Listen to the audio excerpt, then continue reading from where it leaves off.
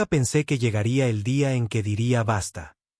Pasé años siendo el salvavidas de mi hermano, cubriendo sus gastos, sus errores y sus caprichos, creyendo que algún día cambiaría. Pero no.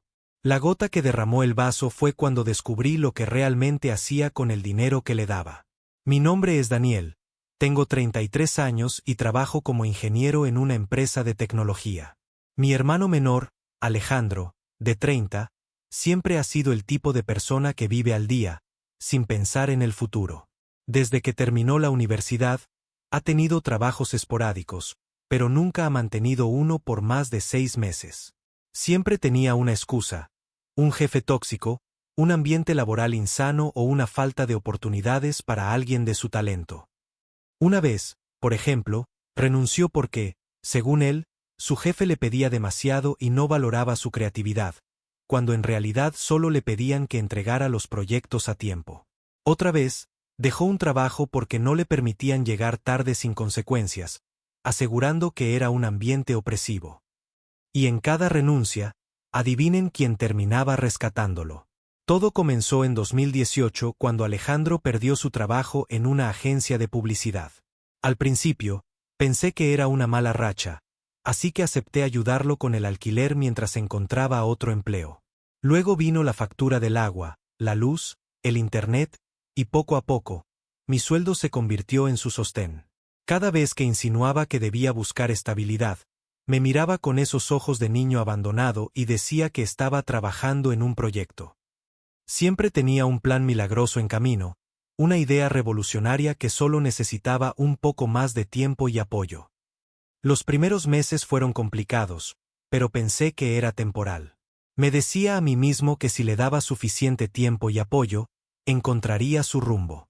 Tal vez era porque aún quería creer en la idea de que la familia siempre se ayuda, o porque me aferraba a la esperanza de que un día demostraría que solo estaba pasando por un mal momento. En el fondo, me resistía a aceptar que no todos quieren cambiar, por más oportunidades que se les den. Pero conforme pasaban los años, me di cuenta de que Alejandro no tenía ninguna intención de cambiar. Siempre encontraba una manera de evitar la responsabilidad, de desviar la culpa hacia otros. No es mi culpa que los trabajos sean tan injustos conmigo, solía decir. El sistema está en mi contra. Y yo, ingenuamente, seguía creyendo en él. Mis padres, en lugar de intervenir, se desentendieron completamente. Su actitud me generó una profunda frustración, no solo porque me dejaban toda la carga a mí, sino porque parecía que no querían ver la realidad. Con el tiempo, nuestra relación se volvió tensa. Cada vez que intentaba expresar mi agotamiento, ellos minimizaban la situación o me acusaban de ser insensible. Con Alejandro, en cambio, se mostraban indulgentes, lo trataban como si aún fuera un adolescente sin rumbo en vez de un adulto responsable de sus decisiones. Esta dinámica me hizo sentir aislado dentro de mi propia familia, como si estuviera siendo castigado por intentar poner límites. Lo peor era que Alejandro utilizaba el respaldo de mis padres como una excusa para nunca cambiar, sabiendo que siempre tendría a alguien que lo defendiera. A medida que pasaban los años, noté que mi relación con ellos se deterioraba. Ya no disfrutaba las reuniones familiares, donde siempre terminábamos discutiendo sobre Alejandro. Sentía que yo era el villano por exigirle responsabilidad, mientras que él era la víctima intocable. Me dolía, pero también me hacía más firme en mi decisión de cortar ese ciclo. Pasaron los años y Alejandro fue perfeccionando su estrategia. Cuando veía que me empezaba a cansar, me recordaba lo unidos que habíamos sido de niños, o peor, me decía que si él estuviera en mi lugar, nunca me dejaría caer. No seas tan rígido, Dani. No se trata solo del dinero, es cuestión de apoyarnos entre hermanos. Yo caía una y otra vez. Pero la verdad era que mientras yo sacrificaba mis ahorros, él vivía como si nada. Recuerdo que, tras prestarle dinero para el alquiler, lo vi en Instagram en un festival de música, rodeado de amigos y bebiendo cócteles caros, sonriendo con una despreocupación absoluta, como si no tuviera una sola preocupación en el mundo. Incluso hizo un brindis en la foto con un gesto burlón, como si estuviera celebrando su buena fortuna a costa de otros. Se me revolvió el estómago. ¿Era posible que fuera tan descarado? ¿Tanta era su falta de vergüenza?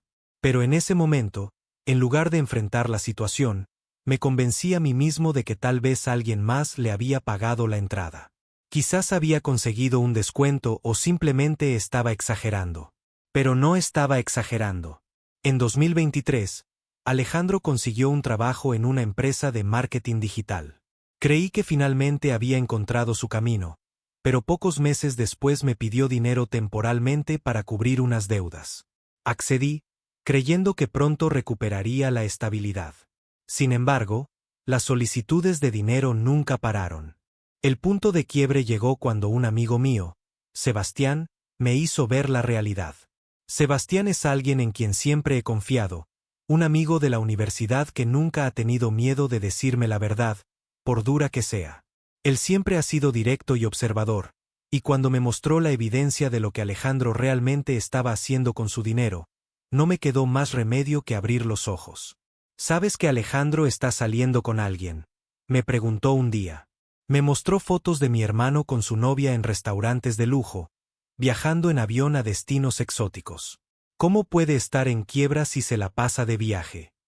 La respuesta era simple, porque yo pagaba sus gastos esenciales mientras él usaba su propio dinero para divertirse.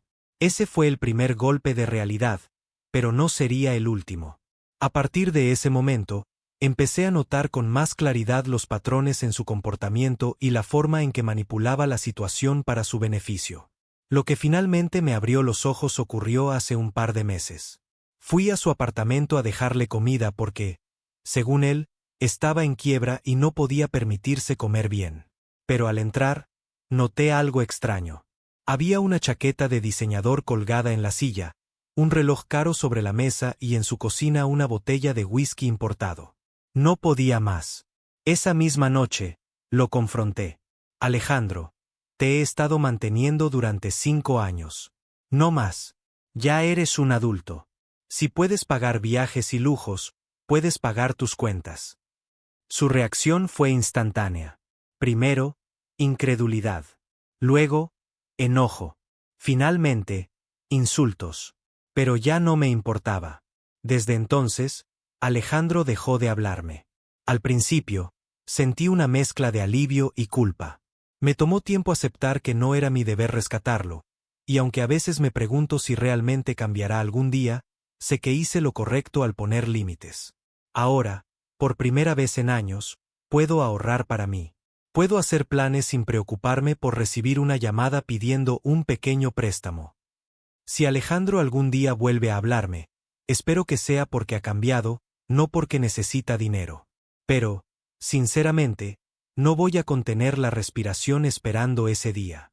Porque al final del día, uno no puede salvar a alguien que no quiere ser salvado.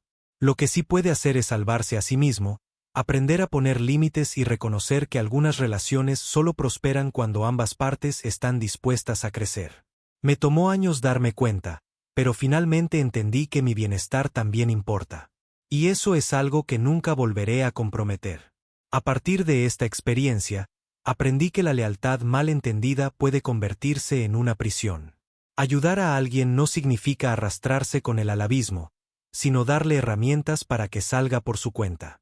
Hoy, miro hacia adelante con la certeza de que tomé la mejor decisión para mi vida, sin arrepentimientos ni ataduras. Desde que me liberé de esa carga, he sentido una paz mental que no había experimentado en años. Mi estabilidad financiera ha mejorado considerablemente, y ya no vivo con el estrés constante de esperar una llamada pidiendo dinero. También he notado cómo mi confianza en mí mismo ha crecido. Aprendí a poner límites y a priorizar mi bienestar sin sentirme culpable por ello. Me di cuenta de que la familia es importante, pero la paz mental lo es aún más. Si te ha atrapado esta historia y quieres seguir descubriendo más relatos impactantes, no olvides darle like, compartirlo con tus amigos y suscribirte al canal. Activa la campanita para no perderte ninguna de nuestras historias. Cada semana te traemos nuevos casos que te harán ver la realidad desde otra perspectiva.